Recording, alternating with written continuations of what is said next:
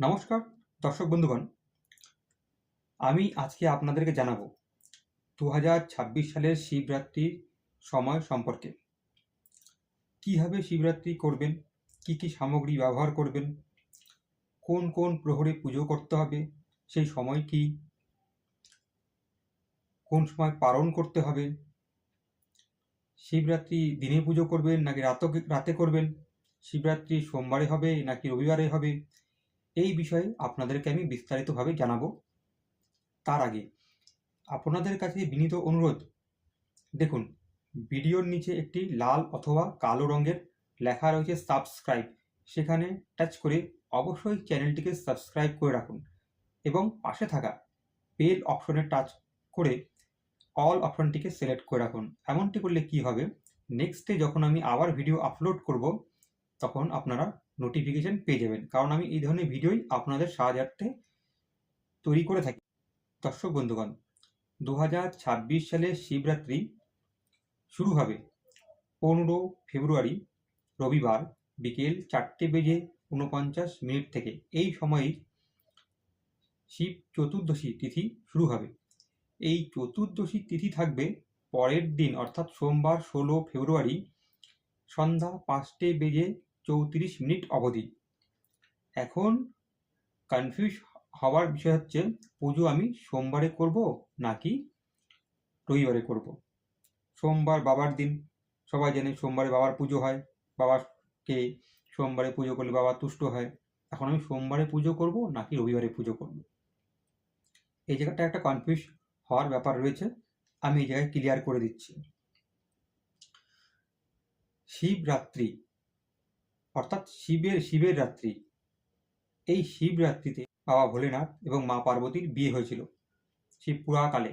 এই শিবরাত্রিতে ভগবান শিব লিঙ্গরূপে প্রকট হয়েছিল। রাত্রেই করা বিধিসম্মত, কোনোভাবেই দিনের বেলায় বিধিসম্মত নয়। 15 ফেব্রুয়ারি 2026 সালে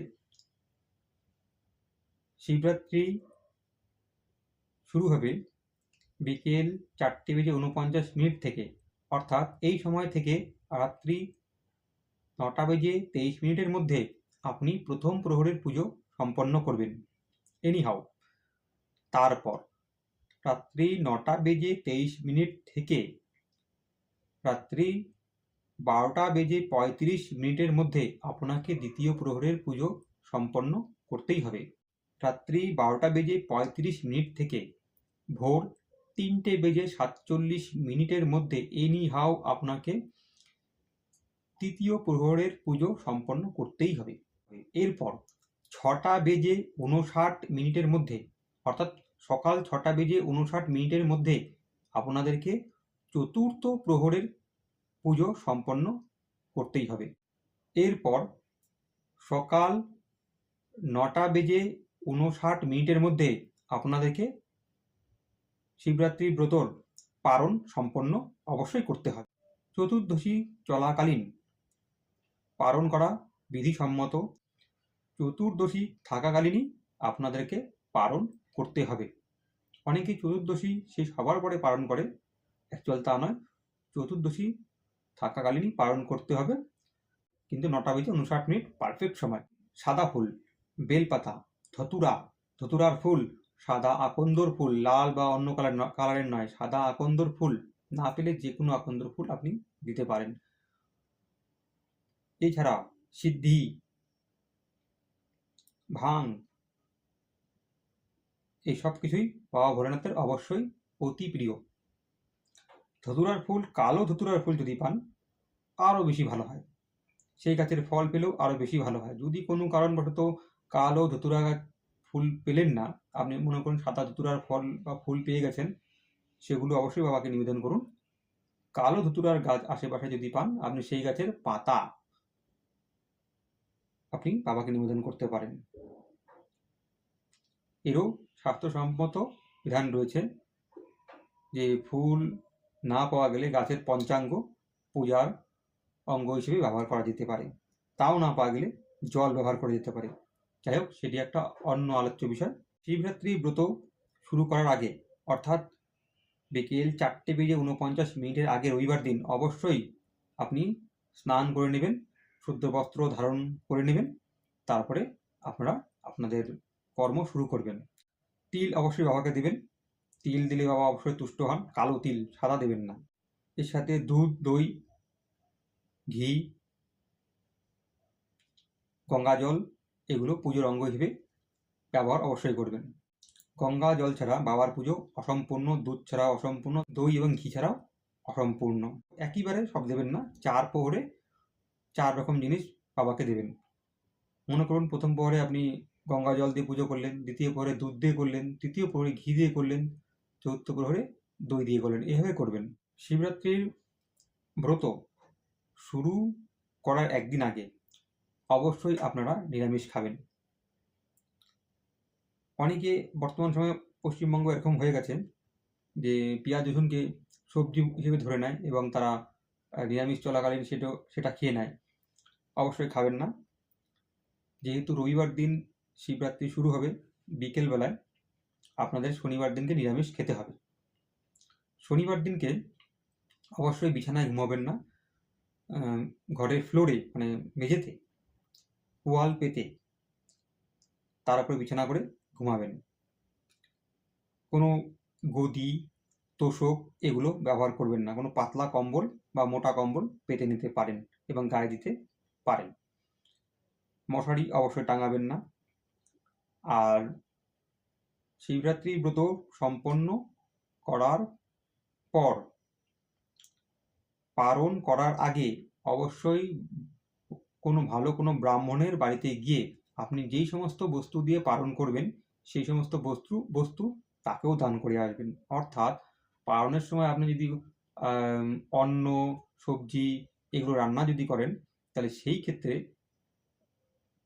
ব্রাহ্মণের বাড়িতে সেই সমস্ত জিনিস কাঁচা কিনে দিয়ে আসবেন। মনে করুন আপনি অন্ন তৈরি করলেন, সবজি করলেন, ডাল করলেন, ধরেন সেখানে পারণের ক্ষেত্রে আপনি পালন করার জন্য আপনি যদি দই মিষ্টিও যদি এনে যদি থাকেন বা অন্য কিছু আরও সামগ্রী তৈরি করে যদি থাকেন, সেই সব কিছুই কাঁচা আপনি নির্দিষ্ট পরিমাণ ব্রাহ্মণকে দিয়ে আসবেন আগে, পালন শুরু করার আগে।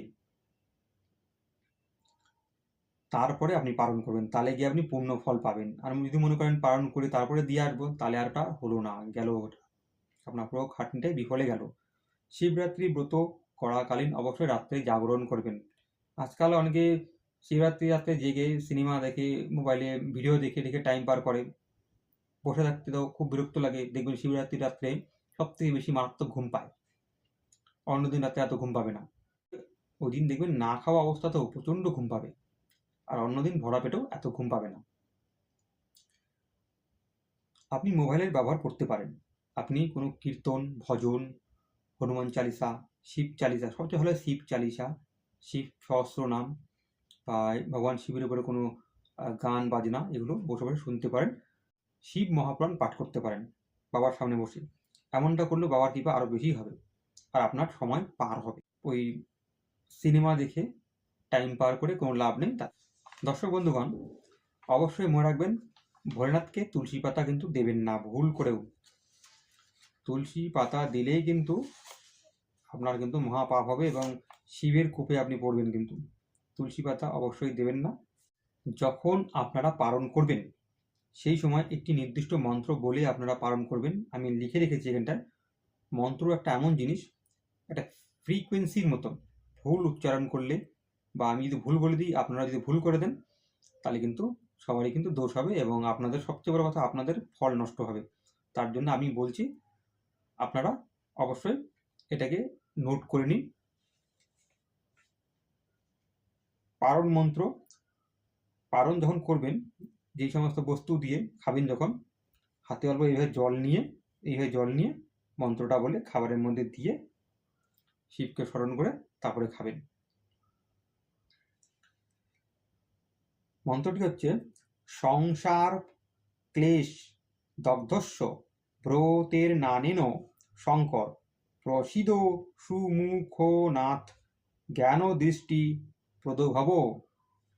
এই মন্ত্র বলে আপনারা পালন করবেন। দর্শক বন্ধুগণ, আশা করি আপনাদের ভিডিওটি ভালো লেগেছে এবং আপনারা সবাই অবশ্যই চ্যানেলটিকে সাবস্ক্রাইব করে অল বেল নোটিফিকেশনটিকে অ্যাক্টিভ করে রেখেছেন। আমি যেই কথাগুলো আপনাদেরকে বললাম এরই মধ্যে থেকে যদি আপনাদের কোনো কিছু বুঝতে অসুবিধা যদি হয় বা কিছু যদি জানার যদি থাকে অবশ্যই কমেন্টস করবেন। আপনাদেরকে যথাসাধ্য ইনফরমেশন দিয়ে সহায়তা করব। আর যারা ভিডিওটি দেখছেন আপনাদের কাছে অবশ্যই বিনীত রিকোয়েস্ট, অবশ্যই ভিডিওর কমেন্টস বক্সে ওম নমঃ শিবায়, জয় মহাকাল বা হর হর মহাদেব যে কোনো কিছু একটি অবশ্যই লিখতে ভুলবেন না। ভগবান শিবের কাছে আপনাদের ব্রত যাতে সম্পন্ন যাতে হয় সেই কামনা করে আজকের মতন এই ভিডিওটিকে এখানেই সমাপ্ত করলাম। নমস্কার।